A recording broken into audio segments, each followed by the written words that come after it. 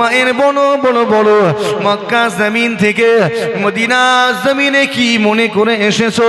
তুমি কেন এসেছো? ও নওজওয়ানেরা, ও মায়ের ওই দিনে কি বলেছিল? ও মুহাম্মদ সাবাল খায়র, মুহাম্মদ তোমাকে সাবাল খায়র জানায়, তোমাকে গুড মর্নিং, তোমাকে সুপ্রভাত জানায়। আমার নবী পাক জানিয়ে দিলেন, ও মায়ের আমরা সাবাল খায়র বলি না, গুড মর্নিং বলি না, আমরা সুপ্রভাত বলি না, আমরা বলি আসসালাম আসসালাম, আমরা বলি আসসালামু আলাইকুম। এই আমরা কি বলি? সাবাল খায়র গুড মর্নিং বলি না, বলি না? হ্যাঁ, আপনার এলাকায় ইংলিশ মিডিয়াম স্কুলগুলো আছে, ছেলেগুলো যাই পড়ে, বাচ্চাগুলো কি বলে? এই কি বলে জিজ্ঞেস করেন না? এখানে আছে। হ্যাঁ, ক্লাসে ঢোকার আগে একদম দরজার মুখে গুড মর্নিং। শিখতে অসুবিধা নেই, শিখতে, শিক্ষা অর্জন করতে, জ্ঞান অর্জন করতে অসুবিধা নেই। অসুবিধা হলো আমালে। কথা ঠিক বলছি না ভুলবো? গুড মর্নিং শিখছে, শিখুক না, কিন্তু আমল যেন না করে। আপনি সংস্কৃতও শিখতে পারেন, পারেন না? আপনি বাইবেল পড়তে পারেন, তো জ্ঞান অর্জনের জন্য পড়েন না। আপনি আরো অন্যান্য সব বিষয় আছে, জ্ঞান অর্জনে কোনো ইসলাম বাধা দেয়নি, আপনি জ্ঞান অর্জন করেন। আমি সংস্কৃতের কিছু কিছু জানি, সব নয়, টুকটাক তো পড়িয়ে রে বাবু, পড়তেও হয়, কিছুটা জানি, বলতেও চাই না, যাক, তো অসুবিধা নেই, তো জ্ঞান অর্জনে অসুবিধা নেই। আমার ইসলামকে বোঝার জন্য আমার কোরআন আর হাদিস যথেষ্ট। কথা ঠিক না ভুলবো? ইসলাম বোঝার জন্য কোরআন আর হাদিস তোমার জন্য যথেষ্ট, বাকি আর কিছু লাগবে না। এক্সট্রা কিছু জ্ঞান অর্জন করতে চাও, অসুবিধা নেই, করো, কিন্তু আমারে সমস্যা। গুড মর্নিং শিখেছো, ভালো জিনিস, শিক্ষা অর্জন করে রাখা ভালো, কিন্তু আমালে সমস্যা আছে। নবী আমার বললেন, আমরা বলি আসসালাম আসসালামু আলাইকুম, তখন মায়ের বলছে, মুহাম্মদ আল্লাহর শপথ, কিছুদিন আগেও তুমি আমাদের প্রচলিত এই পদ্ধতি মেনে চলতে, অর্থাৎ তুমিও গুড মর্নিং সাবাল খায়র এই পদ্ধতিতে ছিলে। আমার নবী পাক জানিয়ে দিলেন, ও উমায়ের শোনো শোনো শোনো, আমরা উত্তমটা গ্রহণ করেছি, আল্লাহ আমাদেরকে এর চেয়ে উত্তম পদ্ধতি শিখিয়ে দিয়েছেন। আমরা বলি আসসালাম আসসালাম আসসালামু আলাইকুম, এটা হলো আল্লাহর জান্নাতীদের পদ্ধতি। ও উমায়ের, এবার বলো তুমি মদিনায় কেন এসেছো? উমায়ের তখন বলে, ও মুহাম্মদ, আমার ছেলে ওয়াহাব আপনাদের হাতে বন্দী রয়েছে, বদরের ময়দানে বন্দী হয়েছে, আমার ওয়াহাবের বিষয়ে আলোচনা করার জন্য এসেছি। আচ্ছা, কেউ আলোচনা করতে এলে তলোয়ার ঝুলিয়ে আসবে?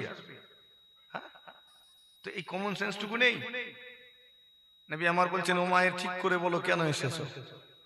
তখন ও একটু পাওয়ার নিয়েছে, জোর করে বলছে, বললাম তো আমার ছেলে বন্দী আছে, ওকে ছাড়ানোর বিষয়ে আলোচনা করব বলে এসেছি। আমার নবী পাক সাল্লাল্লাহু আলাইহি ওয়াসাল্লাম ওই সময় কি বলেছিলেন? ও উমায়ের, তুমি কি মনে করেছো আমি রাসূলুল্লাহ কিছু জানি না? আমি রাসূলুল্লাহ, আমার কিছু জানা নাই। উমায়ের, তুমি আজকে দিনে মদিনাতে তোমার ওয়াহাবকে ছাড়ানোর জন্য আসোনি, বরং তুমি এসেছো আমি রাসূলুল্লাহ আমাকে হত্যা করার জন্য। তুমি আর সাফওয়ান হাতিমে কাবাতে বসে বসে আলোচনা করছো, তোমাদের কুরাইশ নেতাগুলো বদরে নিহত হয়েছে, সেই নেতাগুলোকে টেনে খিচড়ে কুয়াতে নিক্ষেপ করা হয়েছে। এই বিষয়টা তোমাকে কষ্ট দিয়েছে, তোমাদের নেতাগুলোকে অপমান করা হয়েছে, এটার কারণে তোমার রাগ হয়েছে। তুমি আর সাফওয়ান আলোচনা করছিলে। কোথায় আলোচনা করছিল? কাবা কোথায়? কাবার কোন জায়গায়? কাবার হাতিম। হাতিম কোনটা? কাবার পাশেই যে অর্ধবৃত্তাকার জায়গাটা আছে না, এটা সাদা মার্বেল পাথরের, বুক পর্যন্ত গাঁথনি, এটাকে বলা হয় হাতিম। হাতিমে কাবা। একবার জোরে হয় না সুবহানাল্লাহ? একবার দরুদ শরীফ, আল্লাহুম্মা সাল্লি আলা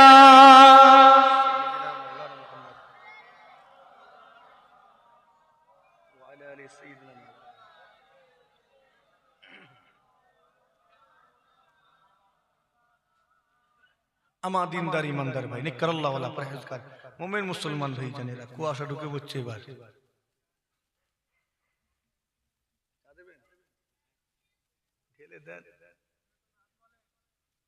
বলতে গেছিলাম কিন্তু বলবো নি, হালবে হালে আছে, চিল্লে ফেলছি প্রচুর। বলবো বলেই দরুদ শরীফ পড়ছিলাম, কিন্তু দেখলাম রিস্ক লিয়া ঠিক হবে না এখন, যা হাল হয়ে আছে আওয়াজ তো বুঝতে পারছেন নাকি, আর টানা যাচ্ছে না। এই তো এই ছোট্ট মতো এইটুকু জায়গা, আর কত চিল্লাবো। আর এরপরে আবার নানান রকমের দল, যেখানেই যাচ্ছি বলছে হুজুর এইখানে এই দল আছে, একটু বলবেন, ওইখানে ওই আছে। আর কেন যে আমার পাল্লাতেই সব পড়ে কি জানি, একমাত্র এইখানে যেখানে মানে আসার পরে ভাইয়েরা বললো কোনো সমস্যা নেই, আপনি বলে যান। বাকি যেখানেই যাচ্ছি বলছে হুজুর একটা জন্মেছে, বুঝতে পারছেন? কোথায় হাত ঝাড়ছে, কোথায় মসজিদ দখল করছে, এখানে কেউ কিছু বললো নি। আচ্ছা কই বলে না কমিটির বাইরে বললে না, ফের এখানেও ঝাড়া শুরু হয়ে যেত। দেখ তবু নর্মাল ওয়াজটা হচ্ছে তো, কত লড়াই করবো। আল্লাহ দোয়া চাইবেন আল্লাহ যেন লড়াই করার তৌফিক দেন, বলি আল্লাহুম্মা আমিন। আল্লাহ যেন হকের উপরে কায়েম রাখেন, বলি না আল্লাহুম্মা আমিন। চলেন যেটা বলছিলাম সিম্পল ভাবেই বলে যাই। তো কোথায় ছিলাম গো? হ্যাঁ, কাবা বাইতুল্লাহ শরীফের হাতিমে। বর্তমান যে কাবা ঘরটা আমরা দেখতে পাই, আসল কাবা কিন্তু এমনটা নয়। রাগ হলো নাকি রে ভাই? কাবা যেটা আমরা কি দেখি, একটা চৌকো ঘর দেখি না? হুজুর আপনারা সব পাল্টে ফেলছেন। আরে আমি পাল্টাইনি, যেটা ছিল সেটা বলছি। যে কাবা আমরা চার কোণা একটা ঘর দেখতে পাই না, কালো চৌকো একটা ঘর। কাবা কিন্তু চৌকো কোনো ঘর ছিল না। কাবা তাহলে কেমন ছিল? পুরো ওই যে হাতিম অর্ধবৃত্তাকার জায়গা, ওটা পুরোটাই কাবার ঘরের ভিতরে ছিল। ওটা পুরোটাই গাঁথনি দিয়ে একটা ঘর ছিল। জি হ্যাঁ, এবার কাবার সংস্কার প্রয়োজন পড়লো, দেওয়ালগুলো দুর্বল হয়ে গেছে, দেওয়ালটা দুর্বল হয়ে গেছে, সংস্কার করতে হবে। সংস্কারের ক্ষেত্রে অনেক ঘটনা এখানে ঘটেছে। তো যখন দুর্বল হয়ে গেছে, কে কার হিম্মত আছে কাবা থেকে একটা ইট একটা পাথর পারবে? কারো হিম্মত আছে? ওটা সাধারণ ঘর, ও তো আল্লাহর ঘর, বাইতুল্লাহ। বাইতুল্লাহ মানে কার ঘর? আল্লাহর ঘর। আল্লাহর ঘর থেকে একটা পাথর নামানোর ক্ষমতা কারো আছে আমাদের? হ্যাঁ, সে যুগেও কারো ছিল না। সবাই টেনশন করছে, কাবা ঘরের দেওয়ালটা দুর্বল হয়ে গেছে, সংস্কারের প্রয়োজন। কিন্তু কি করব, দেওয়ালটা তো ফেলতেও পারবো না। সব মিটিং ডাকছে, আলোচনা করছে, আলোচনা আর আগাচ্ছে না। একটা জায়গায় গিয়ে বিড়ালের গলায় ঘন্টা কে বাঁধবে, কথা বুঝছেন নি? এক জায়গায় আটকে আছে। অবশেষে একজন বলল, দেখ রিস্ক তো নিতেই হবে, আমি এক কাজ করি, আমি কাবার একদিকে দেওয়ালটা একটু ধাক্কা মেরে একটু ফেলে দেই, যদি আজ রাতে আমার কিছু হয়ে যায় তাহলে তোরা জানবি আমি আল্লাহর আযাবে আল্লাহর গজবে শেষ হয়ে গেছি। আর যদি কিছু না হয় তাহলে আমরা বুঝবো আল্লাহ তার কাবা বাইতুল্লাহ শরীফের সংস্কার চান, এজন্য আল্লাহ আমাদের পছন্দ করেছেন। একবার জোরে হয় না সুবহানাল্লাহ। কত রিস্ক নিচ্ছে বুঝতে পারছেন? একজনের জানের রিস্ক, কিছু হলে ওই ব্যক্তিটার তো হবে। যেমন এলাকায় পুরনো কিছু তেঁতুল গাছ বেল গাছ সব ছিল, যেই গিয়ে দুটো কোপ মেরেছে, মুখে রক্ত বমি হয়েছে। এরকম হয়েছে না হয়নি? শুনেননি আগে ঘটনা? শুনেছেন তো? কোন এক আল্লাহর আমলওয়ালা ব্যক্তি এসেছে, দোয়া দরুদ কিছু পড়ে তারপরে কোপ মেরেছেন, নিজে কোপ মেরেছেন প্রথমে, তারপরে কাঠুরেদেরকে বলেছেন যে এবার তোমরা কাজ চালাও। তো এইরকম, তো ওই ব্যক্তিটা প্রথম গিয়ে ধাক্কা দিল, কিছু হলো না, তখন বুঝে নিল আল্লাহ সংস্কারের পারমিশন দিয়েছে। একবার জোরে হয় না সুবহানাল্লাহ। এবার সংস্কার যখন করছে, কুরাইশদের সংকট দেখা দিল, অর্থের সম্পদের কমি দেখা দিল। তাদের কাছে টাকা অনেক আছে, ধন সম্পদ আছে, কিন্তু এটা তো আল্লাহর ঘর, সব টাকা সব ধন সম্পদ তো লাগানো যাবে না। কথা ঠিক না ভুল গো? সুদের টাকা লাগানো যাবে, ঘুষের টাকা আপনার গ্রামের মসজিদে লাগানো যাবে? ওখানে নিজের খাঁটি উপার্জনটা তারা দেবে, আর ওই অর্থটা তো কম, ওই সম্পদটা তো কম। সাধারণ কোন ঘর নয়, আল্লাহর ঘর। নিজের মেহনতের খাঁটি উপার্জন দিয়ে তারা কাবা ঘরটাকে বানাবে। কিন্তু সংকট দেখা দিল, কি করা যায়? তখন বললো এক কাজ কর, পুরো রাউন্ড দিয়ে আনতে গেলে অনেক খরচা, এর চেয়ে বরং মাঝখান থেকে একটা দেওয়াল তুলে দে, একটা চৌকো মতো ঘর হয়ে যাবে, আর যেটা বাইরে থাকবে আমরা বুক পর্যন্ত পাথরগুলো দিয়ে সাজিয়ে ওই জায়গাটার হেফাজত করব, কোনো সমস্যা হবে না। জি হ্যাঁ, শুনে রেখে দিন, এই হাতিমে কাবাতে বসে বসে তারা আলোচনা করেছে। আমার নবী বলতে লেগেছেন, ও উমায়ের, তুমি আর সাফওয়ান হাতিমে কাবাতে বসে বসে দুইজনা আলোচনা করেছো, তোমার ঋণের বোঝা এবং তোমার পরিবারের দেখভালের দায়িত্ব সাফওয়ানের কাঁধে এই শর্তে চাপিয়ে দিয়েছো যে তুমি মদিনা জমিনে এসে আমি রাসূলুল্লাহ আমাকে হত্যা করবে। ও নওজওয়ানেরা, আমার নবী পাক সাল্লাল্লাহু আলাইহি ওয়াসাল্লাম পুরো ঘটনাটা হুবহু বর্ণনা করে দিলেন। যখনই বর্ণনা করে দিলেন, উমায়ের সঙ্গে সঙ্গে চোখের পানি ছেড়ে দিয়ে আমার নবী পাকের কদমে লুটিয়ে পড়ে যায়। আমার নবী পাকের কদমে পড়ে লুটিয়ে গিয়ে বলতে লেগেছে, ও মুহাম্মদ, আমি সাক্ষ্য দিচ্ছি আল্লাহ ছাড়া কোনো ইলাহা নাই, আশহাদু আল্লা ইলাহা ইল্লাল্লাহু ওয়া আশহাদু আন্না মুহাম্মাদান আবদুহু ওয়া রাসূলুহু, আমি সাক্ষ্য দিচ্ছি আল্লাহ ছাড়া কোনো ইলাহা নাই। আমি উমায়ের আরো সাক্ষ্য দিচ্ছি, হে মুহাম্মদ, আপনি আল্লাহর বান্দা এবং তার রাসূল। সঙ্গে সঙ্গে কালেমা পড়ে নিল। আচ্ছা, কি মনে হয় তার গোপন সব বিষয় ফাঁস হয়ে গেছে বলে উমায়ের কলেমা পড়ে নিয়েছে নাকি জান বাঁচানোর জন্য? অত সহজ নয়। মক্কার মানুষদেরকে তুমি এত ভীতু মনে করোনি। তোমার এলাকায় কিছু ঘাড় টেরা লোক আছে না, কথা বলে না কেন, এই হ্যাকাতে মার্কা লোক আছে না, ওই বেঁকবে তো বেঁকেই রয়ে যাবে, সোজা হবে না। ওই মক্কার মানুষগুলো ওই রকম টাইপের, সব উল্টে যাবে, ওরা লড়বে না, এইরকম লোক। অতটা ভীতু নয় যে আমার সব জেনে গেছে বলে আমি কলেমা পড়বো। চিনা জেনে গেছে, পায়ে পড়ে মাফ চাইতো, কলেমা পড়তো নি, কিন্তু কলেমা পড়লো কেন? উমায়ের বলতে লেগেছে, ইয়া রাসূলুল্লাহ, ইয়া হাবিবাল্লাহ, আপনি আল্লাহর বান্দা এবং তার রাসূল। আমি স্বীকার করছি আল্লাহর তরফ থেকে আপনার প্রতি ওহী আসে। কেননা আমি আর সাফওয়ান দুইজনা আলোচনা করছিলাম। আমার আর সাফওয়ানের এই আলোচনাটা আমরা দুইজনা ছাড়া পৃথিবীর তৃতীয় কোনো মানুষ জানে না। আমাদের আলোচনার শর্ত ছিল, আমরা আলোচনাটা গোপন রাখবো, আমরা দুইজনা ছাড়া পৃথিবীর তৃতীয় কোনো মানুষ জানে না। এখন আপনি জেনে গিয়েছেন মানে আমি আপনাকে বলিনি। সাফওয়ান মক্কায় আছে বলতে পারবে না, এখন আপনি জেনে গিয়েছেন মানে ওই কাবা বাইতুল্লাহ শরীফের মালিক আপনার আল্লাহ আপনাকে জানিয়ে দিয়েছে। ও নওজওয়ানেরা, উমায়ের কালেমা পড়ে নিল, আরো বলতে লেগেছে, ইয়া রাসূলুল্লাহ, ইয়া হাবিবাল্লাহ, আজকে দিনে আপনার কদমে আল্লাহ ফেলেছেন, তিনি আমার পরিবর্তন চান, আমার ভালো চান, আমাকে জান্নাতি বানাতে চান। এই জন্য মক্কার জমিন থেকে তাড়িয়ে তাড়িয়ে তাড়িয়ে তাড়িয়ে এনে আজকে দিনে মদিনা জমিনে আপনার কদম মুবারকে ফেলে দিয়েছে।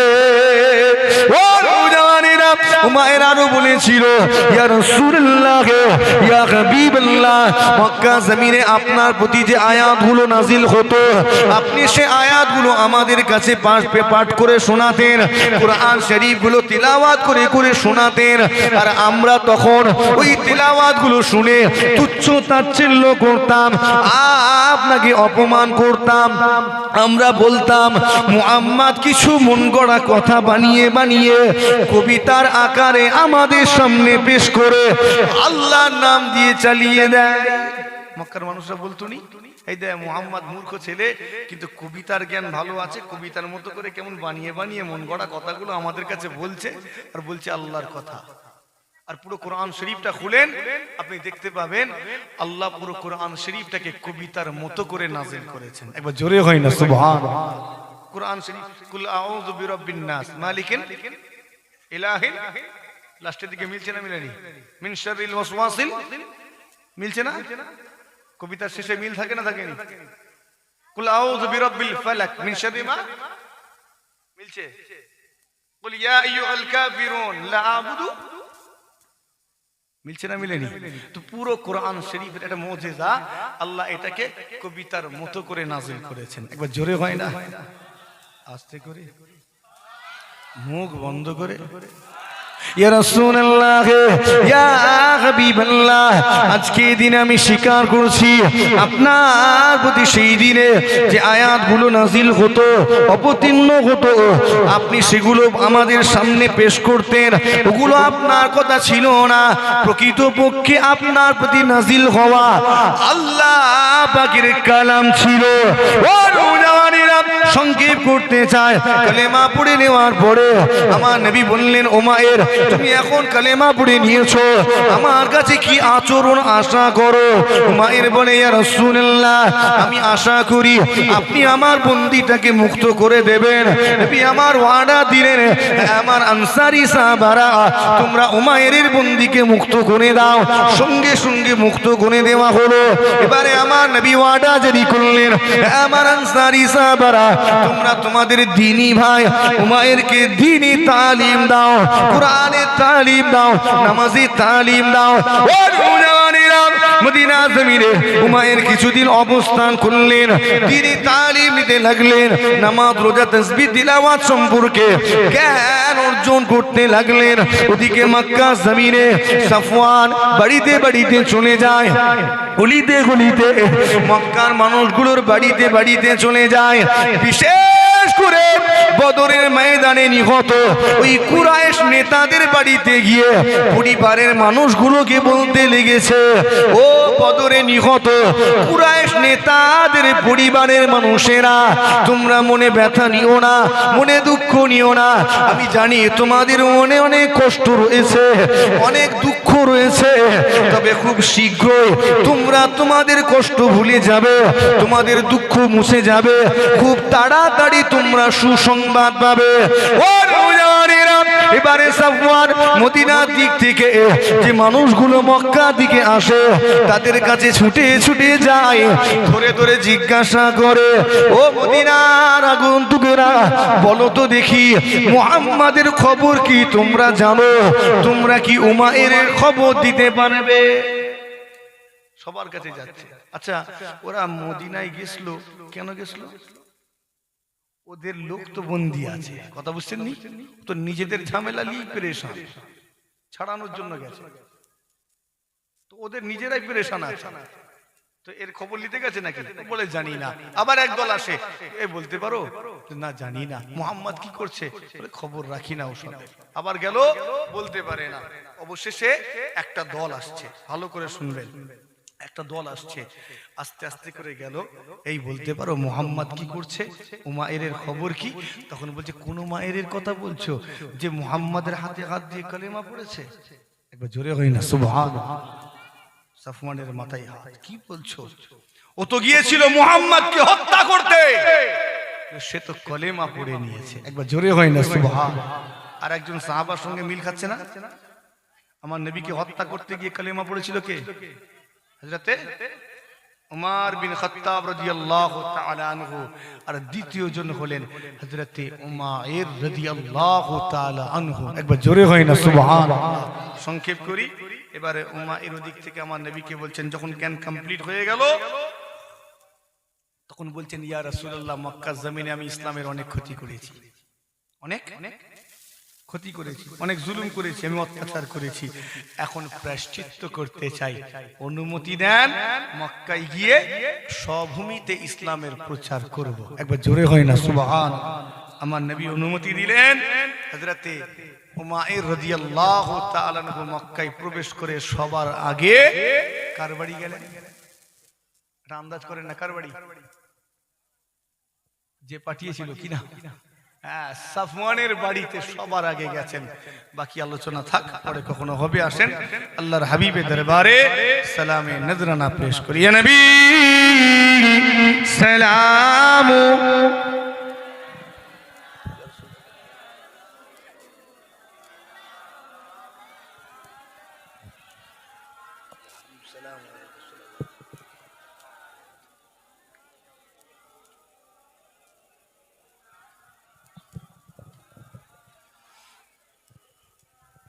এই সব মজলিসে চলে এসো, ব্যাপক কুয়াশা পড়েছে দেখছি।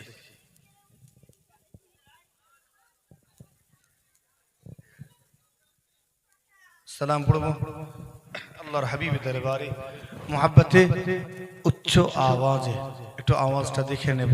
নারে তাকবীর, মাশাআল্লাহ। আর বাড়বে নাই থাকবে? বাড়বে। নারে তাকবীর, মাশাআল্লাহ। এই তোমরা চলে এসো না ভিতরটায়। যা পাবজি টাবজি খেলেছো সব বাদ দিয়ে দাও না, এবার ঢুকে পড়ো না। ঠান্ডা তো চলেও যাচ্ছে, কয়লার ইঞ্জিনে ধোঁয়া দিবার মতো তো এমন সময় নেই।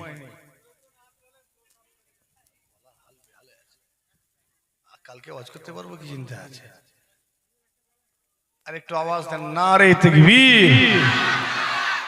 তাও কয়েকজন চুপ করে আছে, জানি না কি করে চুপ করে আছে, শুধু ঠোঁট লাড়িয়ে ম্যানেজ করে দিচ্ছে, শরীরে কোনো প্রেসার পড়ছে না। এটা কি হয়েছে? তুমি দেখা করবে, ফতোয়া দিয়ে দেবো তোমায়, ঠিক আছে? দোয়ার পরে দেখাটা করবে অবশ্যই। না বড় চুল আমিও রেখেছি, তবে শরীয়তের একটা সীমা আছে, সেটা এখানে বলবো নি, দেখা হলে বলবো ইনশাআল্লাহ। তালাল বদরু আলাইনা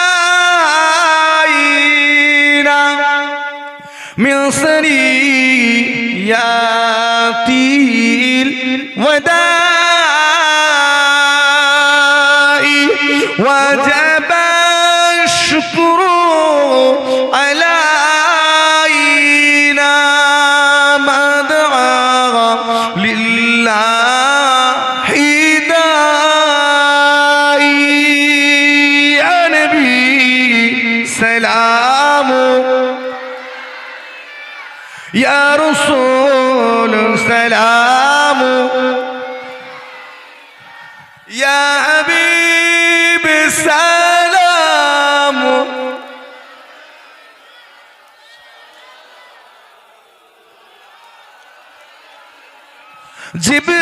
জিবরাইল দিলেন যে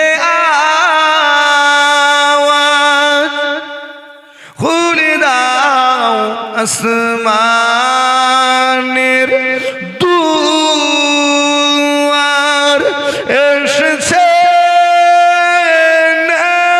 নবীদের সরদার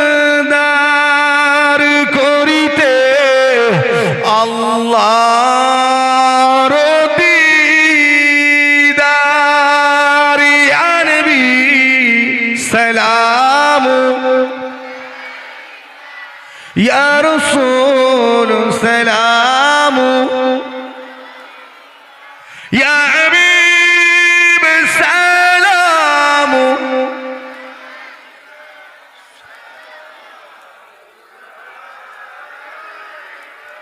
यूं कहेंगे या इलाही, तूने दी है मुझको शाही, करना उम्मतों की तबाही, देख कर क्यों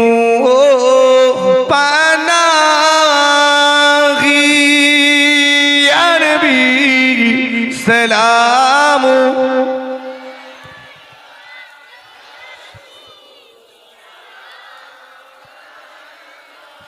يا حبيب سلام عليك صلوات الله عليك شكرا لك يا رب سلم وسلم دائما على حبيبك وخير رزق نبي السلام بلغ العلا بكماله كشف الدجى بجماله حسنة جميع خصاله صلوا عليه وآله اللهم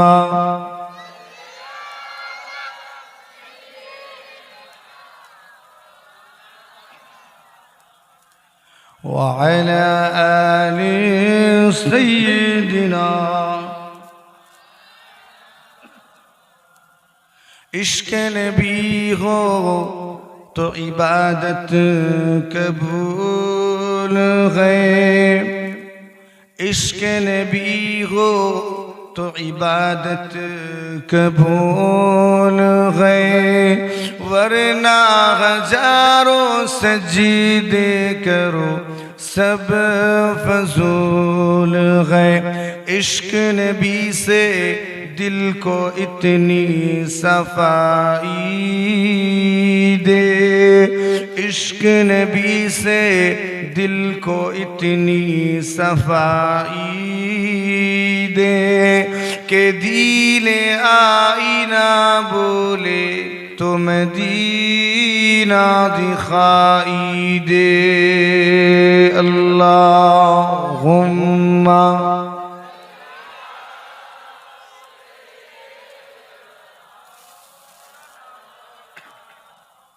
وعلى آل سيدنا আমার দিনদার ইমানদার ভাই, নিককার আল্লাহওয়ালা পরহেজগার মুমিন মুসলমান ভাইজানেরা, আমার মুরব্বিয়ানেরা, আলোচনা সমাপ্ত করছি। পরে নসিবে থাকলে আবার ইনশাআল্লাহ দেখা হবে, সাক্ষাৎ হবে, আলোচনা হবে। এখন দোয়া, সকলে বিসমিল্লাহ শরীফের সাথে 11 বার দুরূদ শরীফ, 10 বার কুল হুয়াল্লাহ, সূরা ইখলাস শরীফ, 3 বার সূরা ফাতিহা, আলহামদুলিল্লাহ শরীফ তেলাওয়াত করুন। এখনই দোয়া হবে, সওয়াব রেসানি হবে, আখেরি মানাজাত হবে। সকলে তেলাওয়াত করুন।